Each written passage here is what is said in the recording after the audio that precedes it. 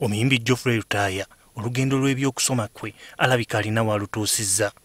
Mu bibuuzo bya siniya ey'okuna ebyafulumya olunaku lw'eggulo mwe mwafulumidde n'ebibye nga yayitidde mu ddala lya 2 oba giyite second grade. Mu lunaku lwe lumu ne mutabani we omukulu Pius Rutaya kwe bafunidde ebibye ng'ono yayitidde mu ddala erisooka. We tutuukidde mu maka g'omuyimbi ono agasangibwa e Munyonyo, tusanze essanyu likyamubugaanye. Ono atubuulidde ensonga lwaki yaddayo okukakkalabya emisomo. Nti nze an entrepreneur, nti ndi mutandisi waki wa mirimu, nti mbadde nina okukyongera okukiwa amaanyi, nina ekirowoozo ky'okugenda okwesimbawo ekakuuto. Oba tulina senior 6 oba ogenda kukola ate nagaana empapula engatte.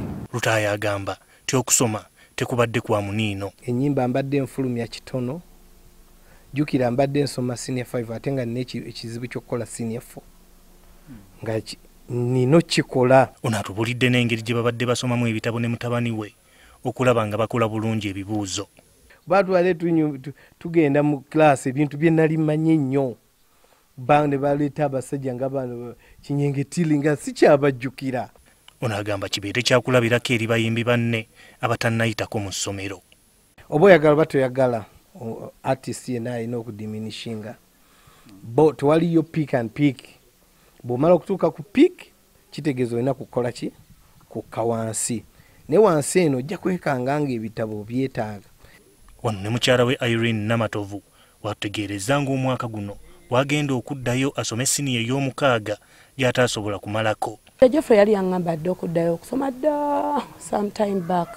Naŋŋamba Irene, ebintu bye tukoze bingi ate nze nina sayidi gye ngendako ey'obyobufuzi ne mbadde njagala oddeyo osome osobole okuba nti omanaginga bizinesi zange ezisinga.